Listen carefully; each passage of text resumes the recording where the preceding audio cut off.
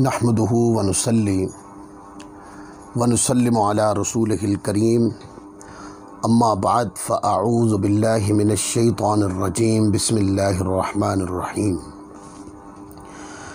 یا صاحب الجمال و یا سید البشر من وجہک المنیر لقد نور القمر لا یمکن الثناء کما کان حقہ بعد از خدا بزرگ توی قصہ مختصر وأحسن منك لم تر قط عيني وأجمل منك لم تلد النساء خلقت مبرأ من كل عيب كأنك قد خلقت كما تشاء بلغ الأولى بكماله كشف الدجى بجماله حسنت جميع خصاله صلوا عليه وآله اللهم صل وسلم وبارك على سيدنا ومولانا محمد وبارك وسلم وصلوا عليه۔ واقعات بخاری کے تناظر میں ہم سیرت الرسول اور عظمت مصطفیٰ صلی اللہ علیہ وسلم کے مختلف پہلوؤں کے اوپر روشنی ڈال رہے ہیں۔ قرآن مجید کی ایک آیت کریمہ سے آج کا بیان شروع کرتے ہیں۔ اللہ تبارک و تعالیٰ عز و جل نے قرآن مجید میں ارشاد فرمایا قل ان کنتم تحبون اللہ فاتبعونی، فرمایا اے محبوب مکرم تم فرما دو کہ لوگوں اگر تم اللہ کو دوست رکھتے ہو تو میرے فرما بردار ہو جاؤ، اور آگے فرمایا کہ اگر اس طرح کرو تو پھر اس کا اجر یہ ہے یحببکم اللہ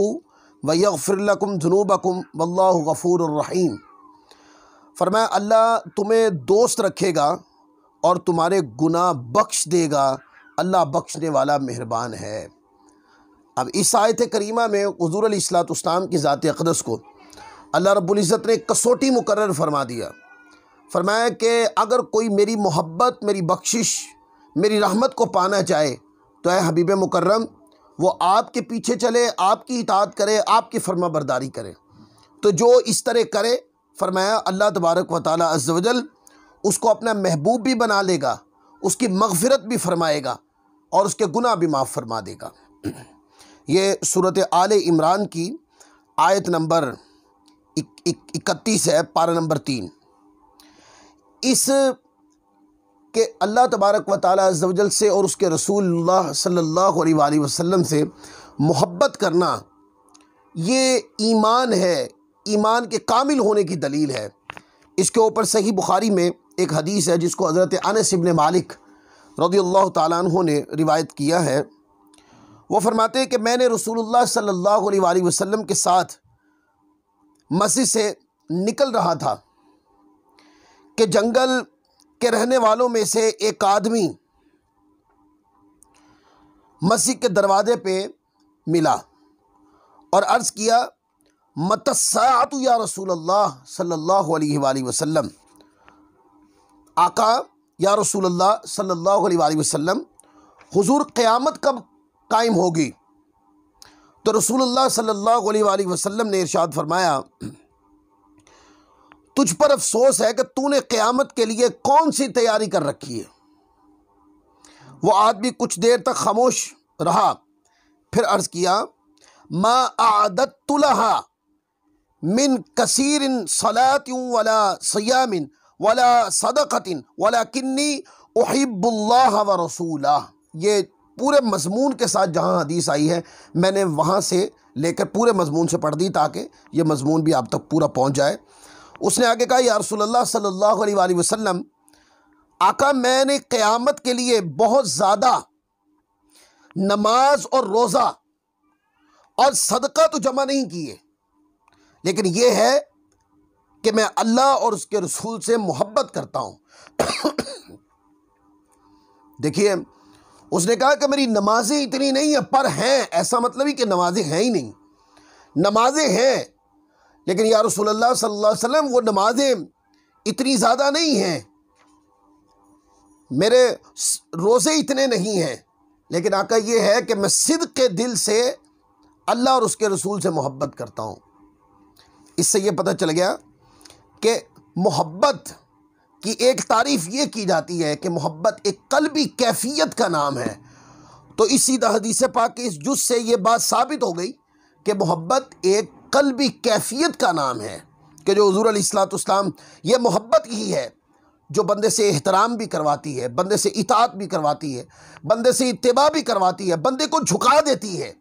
تو اس نے کہا حضور میرے نماز روزے تو کم ہیں لیکن میں اللہ اور رسول سے محبت کرتا ہوں۔ اس پر آقا علیہ الصلوۃ والسلام نے فرمایا انکا انت مع من احببتا، بے شک تم ان کے ساتھ ہوگے جن سے تم محبت کرتے ہو۔ یعنی اس کو رد نہیں کیا، یہ نہیں فرمایا کہ محبت جب نماز تھوڑی ہے، زکوٰۃ بھی کم ہے، صدقہ بھی کم ہے، خیرات بھی کم ہے، روزے بھی کم ہیں، تو پھر محبت کیا ہوئی؟ نہیں، یہ ساری چیزیں کم ہونے کے بعد بھی محبت کی کوئی چیز زندہ ہے اور اس کے اوپر قیامت والے دن اجر ملے گا۔ آقا علیہ الصلوۃ والسلام نے اس کی طرف اشارہ فرمایا، اور اجر کیا فرمایا؟ فرمایا کہ تم قیامت کے بے شک تم ان کے ساتھ ہوگے جس سے تم محبت کرتے ہو۔ اس نے کہا فَقُلْنَا وَنَحْنُ كَذَلِكَ، تو ہم لوگوں نے عرض کی یا رسول اللہ کیا ہمارا ابھی یہی حال ہونا ہے؟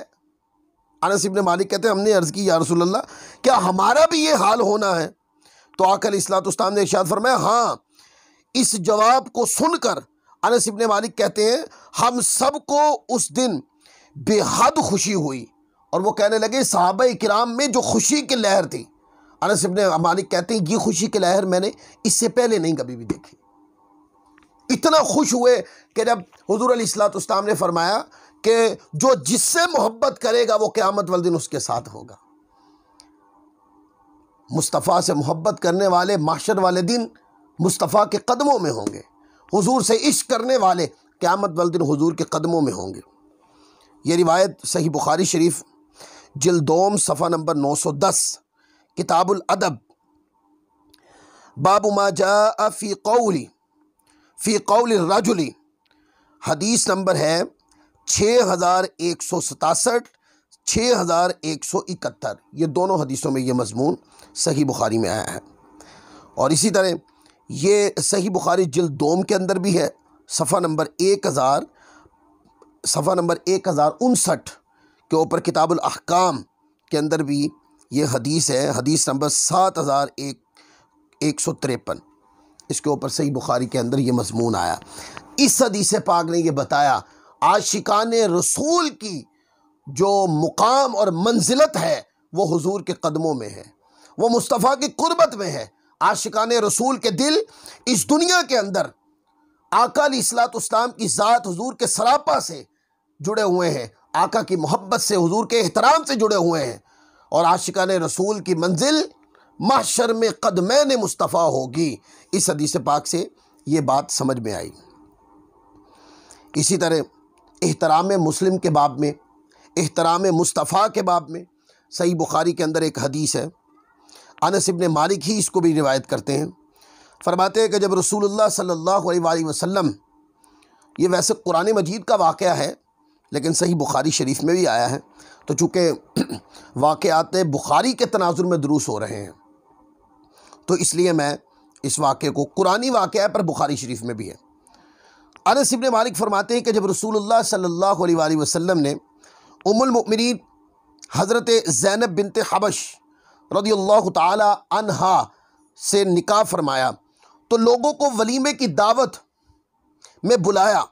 کھانے کے لیے گوشت روٹی کا انتظام کیا گیا تھا، لوگ آتے رہے اور کھانا کھا کر جاتے رہے۔ جب سارے لوگ کھانا کھا چکے تو کچھ لوگ وہاں ایسے بیٹھ گئے اور آپس میں محو گفتگو ہو گئے، ان کے جانے کا کوئی ایسے لگتا تھا کہ ارادہ نہیں ہے، یا وہ جائیں گے تو کچھ دیر سے جائیں گے۔ جب رسول اللہ صلی اللہ علیہ وسلم نے یہ صورتحال دیکھی تو آپ باہر جانے کے لیے کھڑے ہو گئے اور آپ کے ساتھ دوسرے لوگ بھی نکل پڑے، لیکن 3 افراد پھر بھی وہاں بیٹھے رہ گئے۔ تو دیکھیے ایک ادب بھی سکھا دیا کہ کسی کو اٹھنا ہے تو صاحب دعوت اگر اٹھ گئے ہیں، جانے لگے ہیں، تو اس کا معنی یہ ہے کہ وہ یہ ارادہ رکھتے ہیں کہ آپ بھی گھر سے تشریف لے جائیں۔ تو آقا علیہ الصلوۃ والسلام چونکہ وہ باتوں میں محو ہو گئے تو حضور علیہ الصلوۃ والسلام آپ وہاں سے کھڑے ہوئے اور تشریف لے گئے۔ کچھ لوگ آپ کے ساتھ ہی چلے گئے، لیکن 3 افراد پھر بھی بیٹھے رہے۔ حالانکہ حضور علیہ الصلوۃ والسلام کے اٹھ جانے کے عمل سے ان کو بھی اٹھ جانا چاہیے تھا۔ رسول اللہ صلی اللہ علیہ وسلم وہاں سے نکل کر ام المؤمنین سیدہ عائشہ صدیقہ رضی اللہ تعالی عنہا کے حجرے میں تشریف لے گئے۔ حضور علیہ الصلوۃ والسلام نے ان سے فرمایا، السلام علیکم اہل البیت و رحمت اللہ، کہ اہل بیت تم پر سلامتی ہو، اللہ کی رحمت نازل ہو۔ ام المؤمنین سیدہ عائشہ صدیقہ رضی اللہ تعالی عنہا نے جواب دیا، وعلیک السلام ورحمت اللہ، یا رسول اللہ آپ پر بھی سلامتی اور اللہ تعالیٰ کی رحمت نازل ہو۔ یا رسول اللہ آپ نے اپنی زوجہ محترمہ کو کیسا پایا؟ اللہ تعالیٰ آپ کو ان پر برکت عطا فرمائے۔ رسول اللہ صلی اللہ علیہ وسلم باری باری اپنے گھر والوں سے ملاقات کرتے ہیں، سب کو سلامتی اور رحمت کی دعائیں دیتے ہیں۔ سلامتی اور مبارکبادی وصول کر کے جب دوبارہ اندر تشریف لے جاتے ہیں تو دیکھا کہ وہ تینوں افراد ابھی تک گھر میں بیٹھے ہوئے باتیں کر رہے ہیں، وہ محو گفتگو ہو گئے، اور اس بات سے توجہ ہٹا دی کہ اہل خانہ ہماری کثرت گفتگو سے، ہمارے زیادہ دیر بیٹھنے سے پریشان ہو رہے ہیں، اس طرح سے توجہ ہٹا دی۔ تو آقا علیہ الصلوۃ والسلام سارے مہمانوں سے ملے، اور سارے مہمانوں سے ملنے کے بعد پھر گئے تو وہ 3 افراد، وہ 3 لوگ پھر باتوں میں مصروف رہے۔ تو وکان النبی صلی اللہ تعالی علیہ وسلم شدید الحیاء فخرج منطلقا نحو حجرت عائشہ رضی اللہ تعالی عنہا، اور چونکہ رسول اللہ صلی اللہ علیہ وسلم بہت زیادہ حیادار تھے، شرمیلے تھے، اس لیے آپ نے ان لوگوں سے کچھ کہا نہیں اور پھر باہر تشریف لے آئے، اور سیدہ عائشہ صدیقہ رضی اللہ تعالیٰ کے حجرے کے باہر آقا علیہ الصلوۃ والسلام چہل قدمی فرمانے لگے، یعنی کہ انتظار فرمانے لگے کہ یہ لوگ چلے جائیں۔ تو انس بن مالک کہتے ہیں مجھے یاد نہیں کہ میں نے خود حضور علیہ الصلوۃ والسلام کو بتایا یا کسی اور نے آ کر یہ بتایا کہ وہ تینوں حضرات اٹھ کر جا چکے ہیں۔ تو رسول اللہ صلی اللہ علیہ وآلہ وسلم نے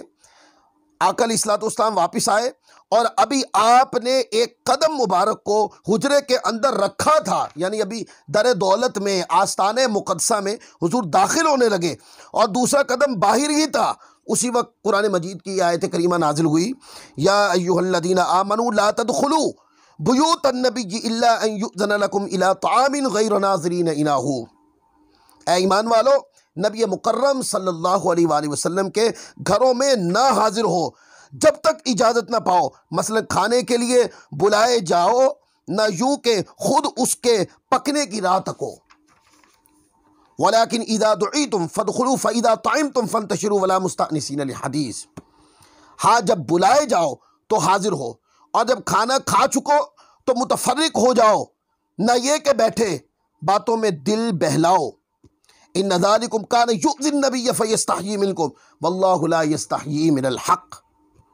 کہ بے شک اس میں نبی مکرم صلی اللہ علیہ وسلم کو تکلیف ہوتی تھی تو وہ تمہارا لحاظ فرماتے ہیں، اور اللہ حق فرمانے میں نہیں شرماتا۔ اللہ تبارک و تعالیٰ عز و جل،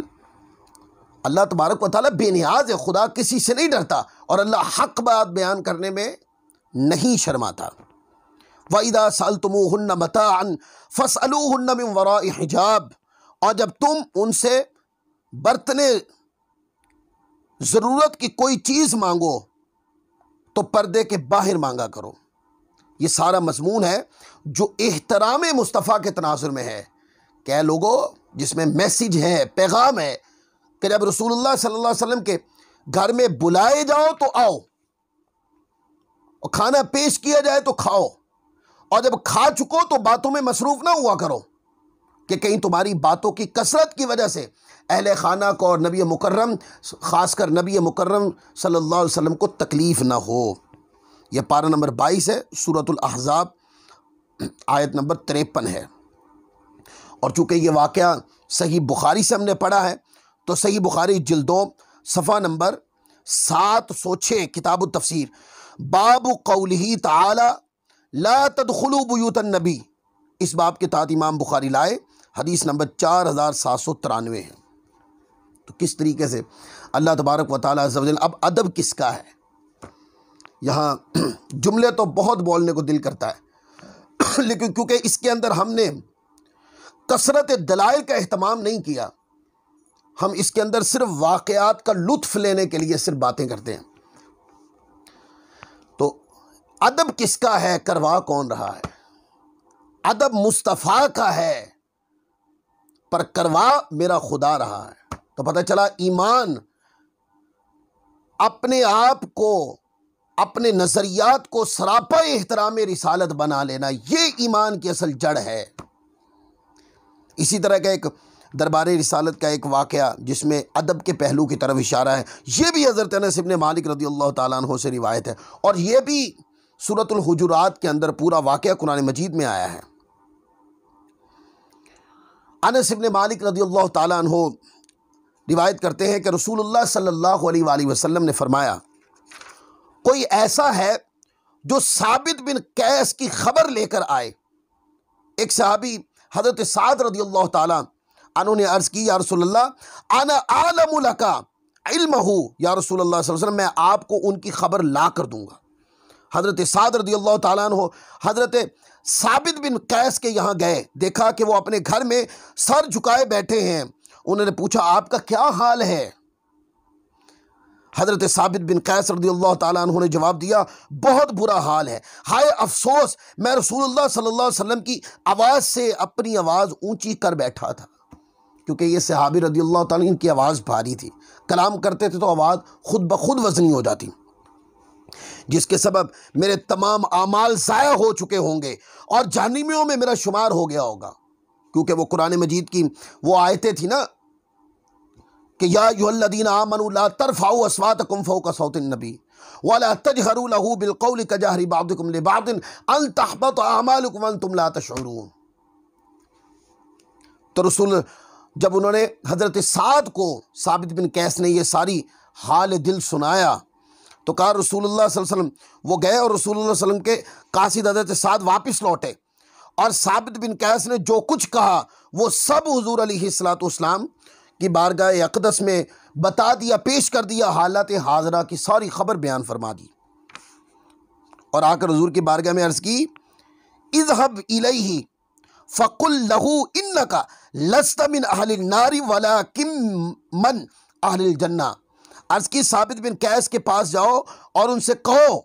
آ کر کہا حضور وہ تو یہ کہہ رہے ہیں کہ میں اونچی آواز میں بارگاہ رسالت بات میں نے کلام کیا تو میں تو جہنمی ہو گیا ہوں۔ تو آقا علیہ الصلوۃ والسلام نے فرمایا کہ نہیں، ثابت بن قیس کے پاس جاؤ، ان سے کہو کہ تم جہنمی نہیں ہو بلکہ تم جنتیوں میں سے ہو۔ اب جملے بہت ہے، دل کرتا ہے سارے بولیں، لیکن میں نے آپ کو کہا ہم نے کثرت دلائل کا اہتمام نہیں کیا، اس میں واقعے کا کیا۔ دیکھیں جنت میں تو جانا ہی ہے کیونکہ زبان رسالت سے نکل گیا ہے، لیکن جانا کب ہے؟ بعد میں، وہ بعد میں جانا ہے جنت میں، لیکن میرے مصطفیٰ آج اس کی خبر دے رہے ہیں۔ چنانچہ پھر دوبارہ حضرت سعد اس بشارت عظمیٰ کو لے کر ان کے پاس گئے، ان کو جنتی ہونے کا مژدہ جام فضا سنا دیا۔ صحیح بخاری جلد اول صفحہ نمبر 510 کتاب المناقب، باب علامات النبوۃ فی الاسلام، اس کے اندر امام بخاری رحمۃ اللہ علیہ اس حدیث کو لائے، اور یہ حدیث نمبر ہے 3613۔ صحیح بخاری کی جلد نمبر 2 کے اندر یہ روایت بھی ہے، 718 روایت، کتاب التفسیر، باب قول اللہ تعالی یا ایھا الذین آمنوا لا ترفعوا اصواتکم فوق صوت النبی، حدیث نمبر 4846۔ اور چونکہ یہ واقعہ قرآن مجید میں بھی ہے تو میں وہ آیتیں بھی پڑھ دوں تاکہ پس منظر سارا کھل کے واضح ہو جائے۔ قرآن مجید میں ہے نا حضور علیہ الصلوۃ والسلام کی عزت و تعظیم کے بارے میں، وَآمَنْتُمْ بِرُسُلِي وَعَزَّرْتُمُوهُمْ، اور میرے رسولوں پر ایمان لاؤ اور ان کی تعظیم کرو۔ حضرت عبداللہ بن عباس، وہ جو واقعہ بخاری میں تھا وہ حضرت انس بن مالک کے سے تھا، یہ حضرت عبداللہ بن عباس رضی اللہ تعالیٰ عنہ سے فرماتے ہیں کہ حضرت ثابت بن قیس رضی اللہ تعالیٰ عنہ کو ثقل سماعت یعنی اونچا سننے کا مرض تھا، اس حدیث پاک میں ہے۔ اور بعض شارحین نے یہ بھی لکھا ہے کہ ان کی آواز بلند ہو جاتی تھی، ان کی آواز بھاری تھی، اور خود ان کی آواز بھی اونچی تھی۔ جب وہ بات کرتے تو ان کی آواز رسول اللہ صلی اللہ علیہ وسلم کی آواز سے بلند ہو جایا کرتی تھی۔ اسی موقع پر یہ آیت کریمہ نازل ہوئی، یا ایھا الذین آمنوا لا ترفعوا اصواتکم فوق صوت النبی، اے ایمان والو اپنی آوازیں اونچی نہ کرو اس غیب بتانے والے نبی مکرم کی آواز سے۔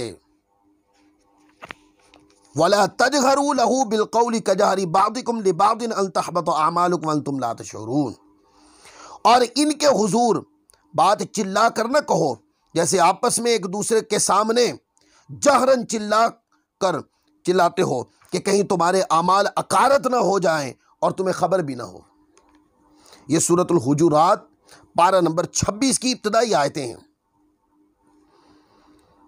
اب اس آیت میں مسلمانوں کو بارگاہ رسالت مآب صلی اللہ علیہ وآلہ وسلم کا ادب و احترام ملحوظ رکھنے کا حکم دیا گیا، اور حضور علیہ الصلوۃ والسلام سے گفتگو کرنے کا یہ طریقہ بتایا گیا کہ جب بھی حضور علیہ الصلوۃ والسلام کی بارگاہ میں کچھ عرض کرو تو پست آواز میں کرو۔ یہی دربار رسالت مآب صلی اللہ علیہ وسلم کا ادب اور احترام ہے۔ خبردار تمہاری آوازیں رسول اللہ صلی اللہ علیہ وآلہ وسلم کی آواز سے بلند نہیں ہونی چاہیے۔ اے ایمان والو اس بات کو معمولی نہ سمجھو،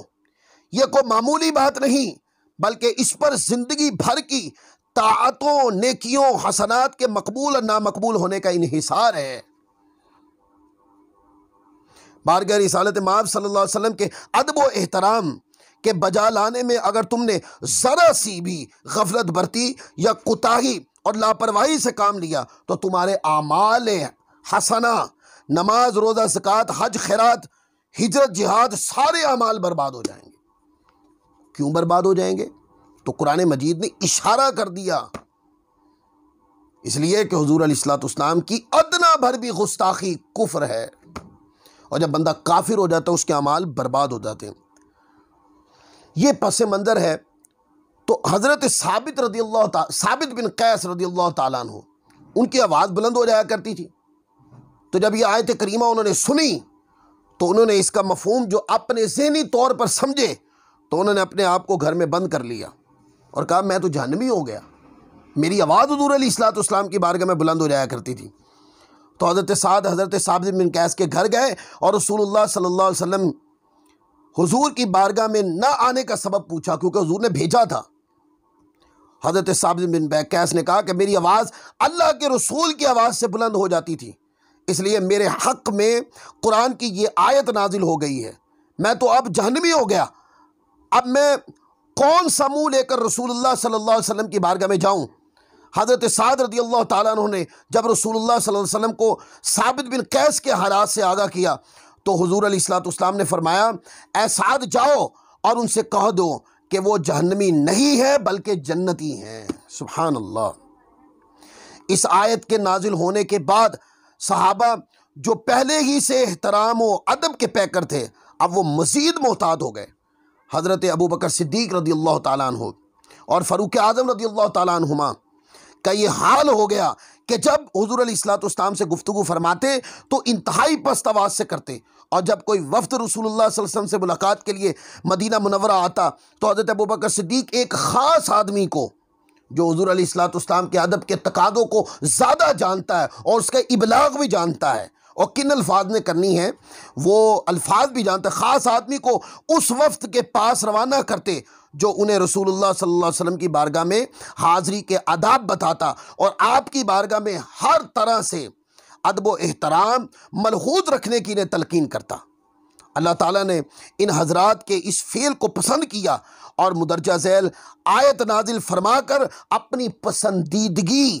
ان سب کی مغفرت اور ان کے متقی ہونے کا اعلان فرمایا۔ چنانچہ ارشاد باری تعالیٰ ہے ان الذین یغضون اصواتهم عند رسول اللہ، بے شک وہ جو اپنی آوازیں پست کرتے ہیں رسول اللہ صلی اللہ علیہ وسلم کی بارگاہ میں، وہ جو احترام سے آنکھیں بچھائے ہوئے ہیں، وہ جو رسول اللہ صلی اللہ علیہ وسلم کی بارگاہ میں سراپا ادب رہتے ہیں، جب رسول اللہ چلتے ہیں تو وہ آگے نہیں چلتے، آقا کلام کرتے ہیں تو وہ کلام نہیں کرتے، حضور کچھ فرماتے ہیں تو حضور کے فرمان کے آگے اف تف نہیں کرتے۔ آقا علیہ الصلوۃ والسلام کی ناموس کی خاطر وہ اپنی تن من دھن اپنی جان تک کی بازی لگانے کے لیے تیار ہو جاتے ہیں۔ ان کے بارے میں آیا اولئک الذین امتحن اللہ قلوبہم للتقوی لہم مغفرۃ واجر عظیم، وہ ہیں جن کا دل اللہ نے پرہیزگاری کے لیے پرکھ لیا ہے، ان کے لیے بخشش اور بڑا ثواب ہے۔ یہ خلاصہ ہے جو چند تفاسیر سے میں نے اکٹھا کر کے آپ کو دے دیا۔ تفسیر بحر العلوم امام سمرقندی رحمۃ اللہ علیہ کی، معالم التنزیل امام بغوی کی، اور تفسیر مدارک التنزیل امام نصفی کی، تفسیر مظہری ہے، خزائن العرفان اور ضیاء القرآن وغیرہ تفسیر سے، یہ سارا میں نے آپ کو ایک مکسچر بنا کر آپ کو اس حوالے سے بتا دیا۔ تو احترام رسول کیا ہے؟ ایمان کی جڑ، مصطفیٰ کے ادب ایمان کی جڑ ہے۔ اگر کسی بندے نے اپنے ایمان کو محفوظ کرنا ہے تو وہ ایمان لانے کے بعد اپنے آپ کو سراپا عظمت رسالت مآب اور سراپا ادب رسالت مآب بنا لے، وہ مسلمان بھی رہے گا، اس کا ایمان بھی سلامت رہے گا۔ آج کی گفتگو اسی مقام پر ختم کرتے ہیں، نئے درس کے ساتھ انشاءاللہ عز و جل پھر حاضر خدمت ہوں گے۔ اللہ تعالیٰ کی بارگاہ میں دعا ہے اللہ تعالیٰ آپ کی اور میری بے حساب مغفرت فرمائے۔ وما علینا الا البلاغ المبین۔